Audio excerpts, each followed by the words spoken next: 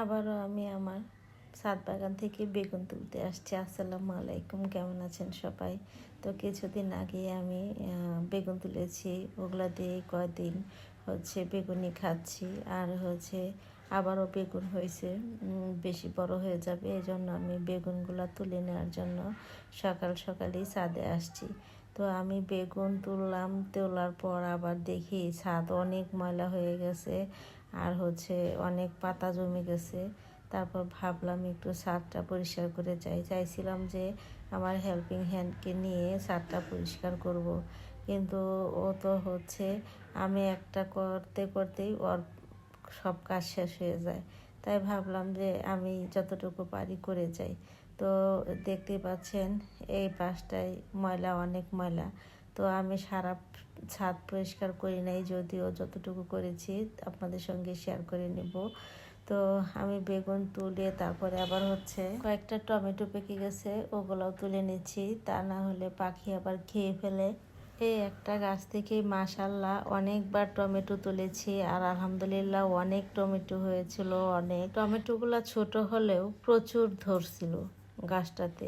বেগুন আর টমেটো তোলার পর আমি আবার কিছু শিম নিয়ে যাচ্ছি। বেশ কিছুদিন ধরে শিম খাওয়া হয় না, তো ভাবলাম যে কিছু শিম তুলে নিয়ে যাই, যদি সুযোগ পাই ভর্তা করে খাবো। কারণ রমজান মাস তো অতটা মনে থাকে না, আর মাছ খুব একটা খাওয়া হচ্ছে না, কম কমই খাওয়া হচ্ছে। এই জন্য অল্প করে তুলে নিয়ে যাব, যখন লাগে শুধু করে খাবো। আর এই শিম, তারপরে বেগুনগুলা আর এই টমেটোগুলো আমি ছাদ বাগান থেকে হারভেস্ট করলাম। আর এই যে আমি বলছিলাম না যে ছাদে অনেক ময়লা হয়েছে, তো প্রথমে আমি বড় ময়লাগুলো উপর থেকে তুলে এগুলা আগুন দিয়ে নিলাম। তারপর নিচেরগুলো নিয়ে আসবো ঝাড়ু দিয়ে, কারণ এই গাছগুলা বড় গাছ কেটে ফেলা হয়েছে, এগুলা শুকিয়ে গেছে। এগুলা শুকিয়ে অনেক ময়লা হয়েছে। আমি ছাদের একটা পাশ যে পরিষ্কার করেছি ঝাড় দেওয়ার সময়, যদিও আমি আপনাদের সঙ্গে শেয়ার করি না, এখন দেখেন আমি শেয়ার করে নিচ্ছি। 4 ভাগের 1টা ভাগে আমি পরিষ্কার করে নিয়েছি সরে এভাবে।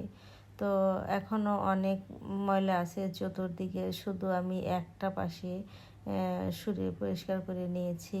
তো এরপর আবার আরেকদিন আরেকটা পাশ করব।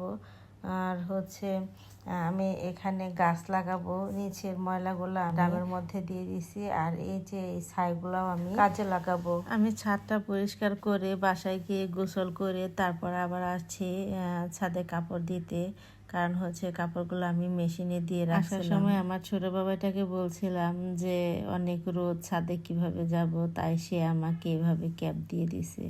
তার মাথা তো নাড়ু করছে, তার মাথার ক্যাপটা খুলে আমার মাথায় দিয়ে দিছে। আজকে ছাদে অনেক বাতাস, বেশি বাতাস দেখলেও ভয় লাগে, মনে হয় যে কাপড় হয়তো ক্লিপ লাগানোর পরেও থাকবে না। আজকের মতো এখানেই শেষ করছি, আল্লাহ হাফেজ।